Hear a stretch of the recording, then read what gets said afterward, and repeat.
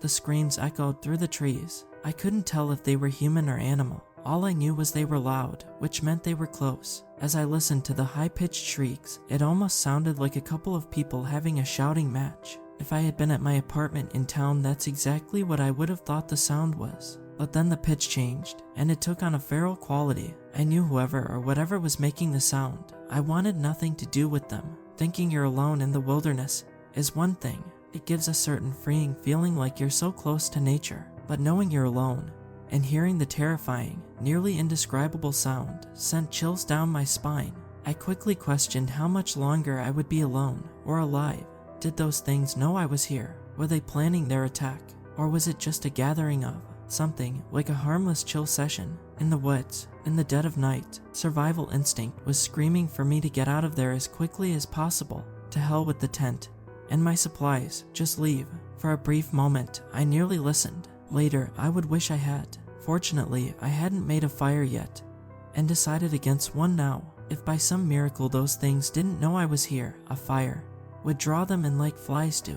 Well, something I didn't want to be in. Even though the screaming was still going at a fever pitch, I quietly snuck into my tent and zipped it shut, as if some flimsy material would magically keep at bay whatever beasts were raging out there. Searching through my pack, I found my Swiss Army knife and kept it firm in my grasp. As I lay down on my sleeping bag, I didn't dare settle in for the night. Sleeping through being attacked by wild whatevers and torn to shreds can be bad for my health. As I lay there, eyes wide, listening to the horrible shrieks that seemed to come from everywhere, they suddenly stopped.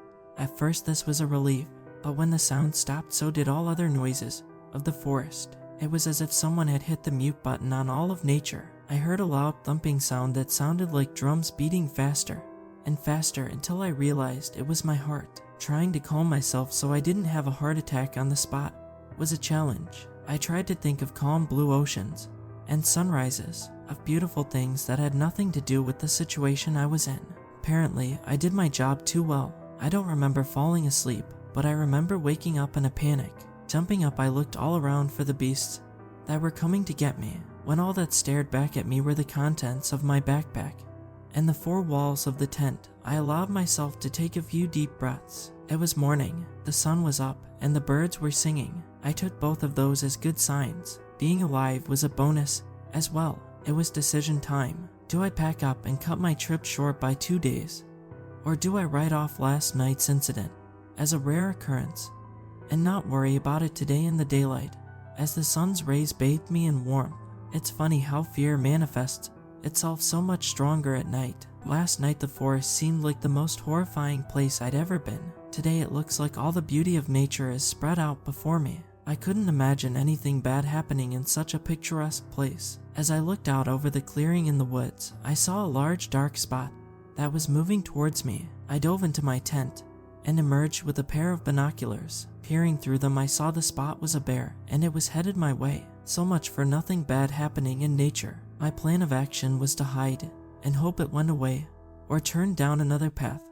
Before it got here, that plan didn't work out so well. Within 15 minutes, I could hear it snuffling around the campsite, looking for something to eat. I hoped it wouldn't be eating fresh camper. The can of bear spray was firmly in my hand, with my white knuckles clenching it. Having it was one thing, using it was another. That was my last resort. Spray and run. The sniffing got louder, and I could see the bottom edges of the tent being pushed in by a large nose. My knuckles grew a little whiter as I followed its progress along the edge and around the tent. And then there was a pause, a dreadful pause, the kind of pause that horrible decisions are born from. I was contemplating my own horrible decision when the sniffing started again, this time leading away from the tent. Breathing a cautiously optimistic sigh of relief, I opened the tent flap just enough to see the bear lumbering off into the woods. Again, I held a silent vote, just like the song said, should I stay or should I go? I'd only been camping up here once before, but I didn't remember it being this dangerous. Maybe I just got lucky last time.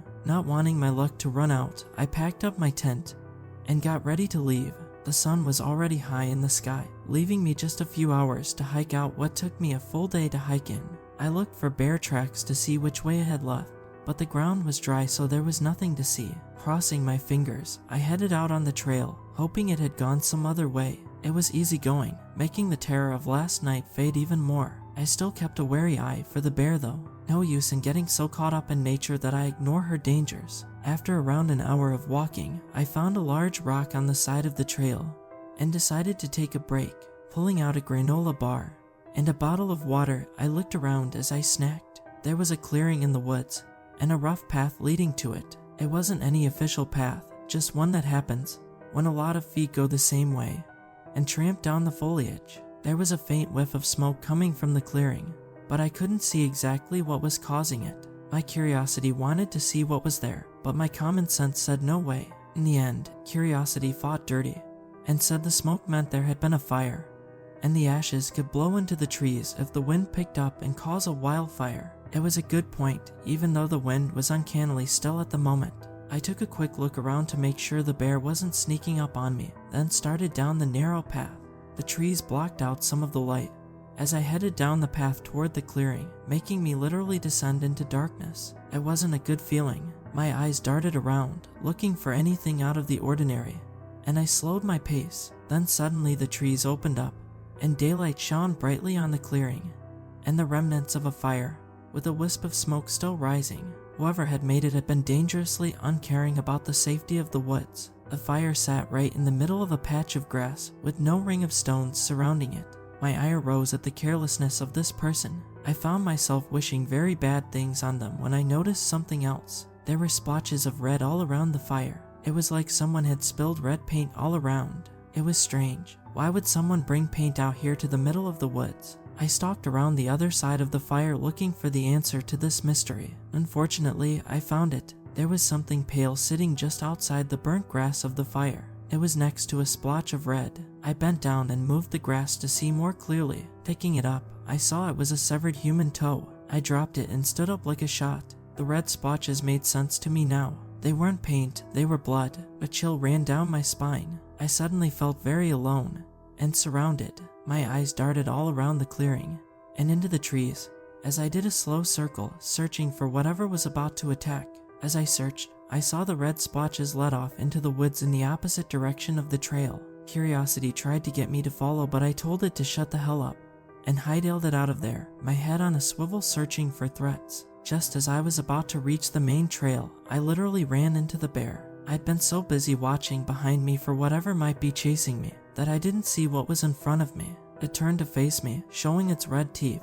Then it stood on its hind legs, dwarfing me, and roared. I wished I'd worn the brown pants because I soiled myself in fear. I was so terrified I didn't move.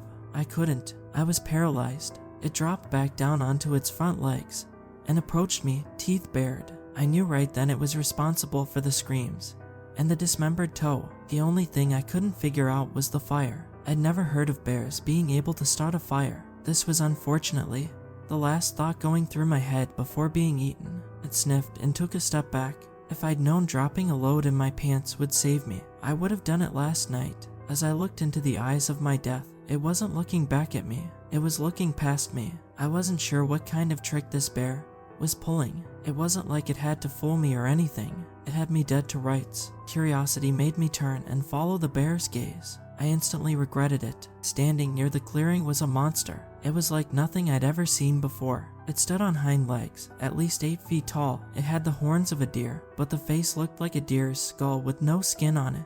Its shoulders were covered in what looked like a cloak made of another animal's skin. The bear let out a deep growl, full of menace. I took the opportunity to back away and allow the bear a clear path to its adversary. It glanced at me for a moment, then started toward the monster. As soon as it was past me, I dropped my pack and ran down the trail with every ounce of speed I could muster. It didn't matter that my car was miles away. It didn't matter there was no way I could sprint all the way there without collapsing and having a heart attack.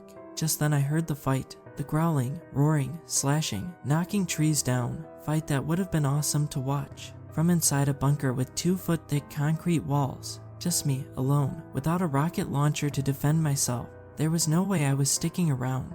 I ran for a solid 10 minutes before the stitch in my side told me I had to at least slow to a walk. I didn't dare stop. I knew I had to keep moving. It was my only chance of surviving by some miracle. The sounds of the fight echoed throughout the trees, making it seem surreal to hear it, then hear it echo back again. It sounded like the fight was slowing down. I hoped it would last for a while longer. baby, whichever one would forget about me or be too tired to track me down. My walk had become a limp. I was nearly out of energy and had a mile to go to the relative safety of my car. Surely by now I could take it easy. As the thought rolled through my brain, the sounds of the fight ceased. The fading echo was all that remained. I wondered which one had been victorious, and comforted myself that the victor was surely enjoying the spoils by feasting on the fallen adversary. But in the back of my mind, unease grew. What if it didn't forget me? What if it was following me right now? I found myself walking a little faster, much to the pain and chagrin of my legs. The silence that fell in the aftermath of the fight was disconcerting. The animals around me that had been chattering away, suddenly falling silent, was alarming. I started jogging, each step a new exercise in pain. There was no doubt I was being followed. The footsteps behind me were getting louder.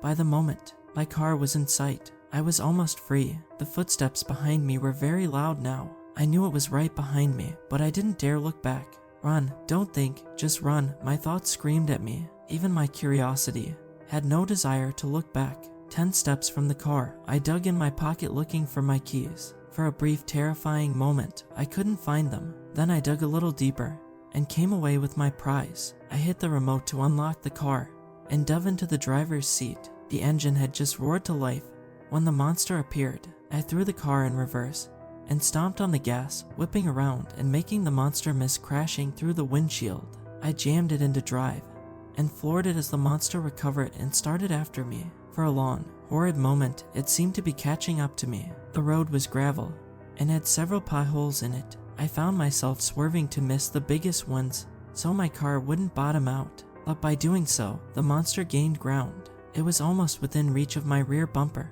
when I slid sideways onto the main road. Once on the pavement, I floored it and watched with satisfaction as the monster fell behind. I breathed a sigh of relief as I relaxed and settled in for the ride home. It wasn't long until I was pulling into my driveway and parking. My head fell back against the headrest, and I was tempted to take a nap right there when my nose reminded me of the state of my pants. Walking in empty-handed was a mixed blessing. I'd left hundreds of dollars in equipment behind, but at least I was alive. My shower called to me. I stripped, threw my pants and underwear in the trash, then settled into the longest, most rewarding shower of my life. After drying, I threw on a Metallica t-shirt and a pair of shorts. I came back out to the living room and settled in to watch a movie. Horror was out. I knew I'd have nightmares for weeks about my ordeal. I decided to watch an episode of Wipeout. 3 episodes later, I found my eyelids fighting gravity and exhaustion. Heading to bed, I turned out the lights and stepped up to the living room window. Looking out over the lights of town, I sighed seeing the trees of the park far in the distance and knowing I'd never visit there again. Before I turned toward my bedroom, something caught my eye. It was impossible. I rubbed my eyes to be sure. The monster was creeping out of the woods and coming straight toward my house. As I watched, it looked up and saw me. Our eyes locked. Mine full of fear, its full of menace. I ran through the house making sure every door and window was locked. After that, I went to my bedstand and pulled out my snub-nosed .38, checking to make sure it was loaded, and grabbing a handful of extra bullets, shoving them in my pocket. Running back out to the living room, I looked out the window, but it was gone. Passing my face against the glass, I searched the front yard, but it wasn't there. For an instant, I wondered if my imagination had been playing tricks on me. I went to the kitchen window and looked into the backyard. It was dark, and I couldn't see much. Reaching for the light switch, I hesitated, not wanting to see it suddenly appear in front of me. But I had to know if this thing was real or not. I would rather that I was going crazy than ever see that thing again. Flicking on the light, I took a half step back. Nothing was there. I scanned the entire backyard, all the way to the woods that bordered my property. Nothing. I shrugged and was about to go to bed when I heard it. My foot stopped on the first step, and I turned back toward the door. Someone or something was scraping against the front door. Feeling like I was in a trance, I was drawn to the door. Leaning up to the peephole, I closed my eyes and breathed a silent prayer that nothing would be there. My prayers were answered. There was nothing out there. As tempted as I was to just accept this audible hallucination, my shaking hand reached for the doorknob. The distance between my hand and the door seemed to fade, like one of those scenes in a horror movie where the camera zooms in while going backward. I turned the knob and held my breath while opening the door. Nothing was there. I released a breath I didn't realize I was holding. Looking around, the yard was empty, just the evening mist clinging to the lawn. My imagination had gotten the best of me. I turned to go back inside and saw the door and door frame had long scratches on it. My blood froze. It was real. It was here. It had tracked me down. As terror gripped me, I saw a flash of brown fur an instant before it charged me. In sheer desperation, I fell back into the door just as it hit the door frame. Its antlers slammed into the door frame, sending splinters flying as it struggled to get loose from the destroyed wood. I lay on the door, watching in grim fascination, stunned by the fact that it had missed gouging my eyes by a mere fraction of an inch. The doorway had saved me, the same doorway that was rapidly disappearing under the monster's onslaught. I regained myself and ran. As I darted through the living room, somehow I had the presence of mind to grab the house phone and dial 911 as I headed down the basement steps, slamming the door behind me. 911, what's your emergency? Came the lady operator's voice. I'm being chased by a monster who's trying to kill me, I said, vaulting down the stairs. I'm sorry, could you repeat that? I'm being chased by a monster who's trying to kill me. Are you talking about a person? No, what do you not understand about the word monster? I shouted. Alright, it's my duty to inform you that prank calls will be reported to the police, and you could face charges. Fine, send the cops. Maybe they can fight off the monster long enough to put me in cuffs. The line disconnected. Son of a, I said as I heard the monster stalking around inside the house. I squeezed myself into the far corner between the wall and the oil tank and tried to be as quiet as possible. Breathing, I listened to its measured steps as it crept from room to room. The floorboards complained with loud creaks, telling me this thing weighed considerably more than me. I heard it turn toward the stairs and thought about making a run for the cellar door that led outside when my phone rang. Hello, I screamed, trying to be as quiet as possible. Is this the person who just called 911 about a monster? Yes, who is this? There was a pause as I heard the footsteps change direction. I'm from another agency, he said. Could you describe the monster for me? So you're from one of those 3-letter agencies that always say they don't spy on our phone calls. Could you describe the monster for me? It's huge, I whispered. At least 8 feet tall, covered in fur, and wearing the fur of another animal over its shoulders. Oh, and it has antlers like a deer. I heard a sharp intake of air. Where is it? I gave him my address. I meant, where is it in the house? It's on the first floor, and I'm in the basement, I whispered. But I think it's coming down here. Just then I heard the basement door open. Gotta go, I whispered, then hung up the phone. The basement stairs groaned under the weight. I hoped that the wood would collapse under the weight, and it would fall, snapping its neck. No such luck. The stairs creaked as it continued to the bottom. I had to duck in this basement, so I was sure it was on all fours to keep from getting tangled in the rafters. My heart pounded. I struggled to keep my breathing quiet so I wouldn't give away my position. The chuffing of the monster's breathing was getting closer. I wanted to close my eyes, but had to know when it came close enough. Instead, I reached into my pocket and pulled out the gun. Aiming it at the corner, I waited. The skeletal snout appeared, but I didn't shoot. The shot would just bounce off of bone. I wanted to hit something more vital and hope that I might somehow survive. The rest of the bony skull made its appearance and went by without noticing me. Next came the neck and the rest of the body. I wasn't sure where this thing's vital organs were, so I held off, hoping that it might not notice me at all. Those hopes were dashed when it sniffed, then whipped around and stared right at me. I took that as a sign to shoot it in the chest. The gunshot was deafening, especially in such a closed space. My ears were ringing so loud I could barely hear the monster screaming and tearing my oil tank limb from limb, trying to get to me. I fired again, trying to hit any part of its body as oil flew from it, thrashing around. They were both covered in heating oil, and yet it still kept coming. 3 more shots didn't even slow it down. It was so close the muzzle of the gun was nearly touching it. I shoved the barrel in one of its eye sockets and pulled the trigger. The flame from the exploding gunpowder set the oil on fire. I don't know if it was that or the bullet bouncing around in its skull that made it shriek even louder. Flame engulfed its screaming form, making it look like a demon straight from hell. It ran out of the basement through the outside doors, bursting out into the open air and disappearing into the night. I was so relieved I didn't notice right away that I was on fire. The oil that had splashed on me had ignited when the monster caught fire. I tried to push my way out quickly, but the monster had shoved the tank closer to the wall, pinning me. The fire devoured the oil on my clothes and my bare skin, making me scream in agony. as I tried in vain to get away from the fire. This was it. I would die this horrible, agonizing death, trapped in an inferno. The monster would get its revenge, and not even know it. Maybe once it extinguished its own fire, it would come back and devour what was left of me, like a well-done steak. I must have been hallucinating. I could have sworn a cloud enveloped me just before I died. I woke in a white room with an annoying beeping sound that wouldn't stop.